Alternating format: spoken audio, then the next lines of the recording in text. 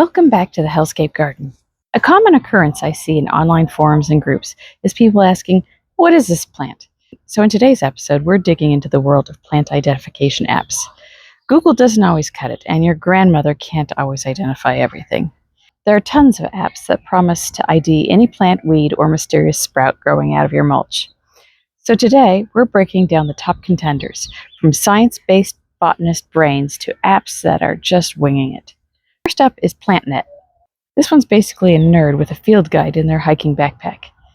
It's great for wild plants, free to use, and actually uses real botanists. No frills, no ads, just good planty science. Upload a photo, and PlantNet gets to work. It's like prepping for a botany exam. Next up is iNaturalist. This is PlantNet's cool outdoorsy cousin. It identifies plants, animals, fungi, and yes, even that weird bug on your porch. It's backed by science, but powered by the community. Upload a photo, and other users will help you confirm what it is. So yeah, basically, crowdsourced wisdom with a biology degree. Then we have Picture This. Don't just know your plant, connect with it. Understand its journey and whether it prefers bright, indirect light or just your attention. Picture This is sleek, fast, and full of plant care tips. It's like the Instagram influencer of plant ID apps, but be warned, that free trial will end faster than your basil in July. Personally, this is the one I use so far. I like having the instant feedback of knowing what the plant is right then and there. It generalizes a bit, however, like if I take a picture of something in the mint family, it'll tell me, yeah, it's mint, but it won't clarify if it's peppermint, minty mint, or spearmint. The same goes for the brassica family, which is basically a bunch of jazz improv versions of broccoli. It runs on AI, and one brassica seedling looks like another.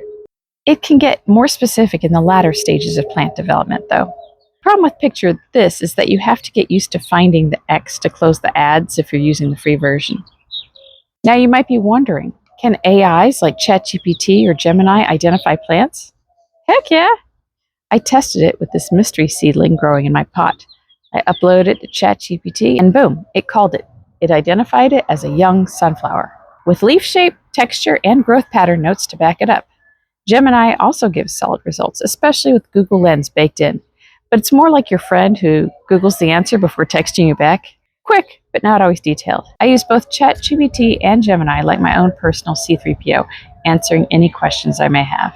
They're also a good second opinion if the previous mentioned apps aren't specific enough. AI is only as good as the data it's provided. The same is true for when a child is learning things.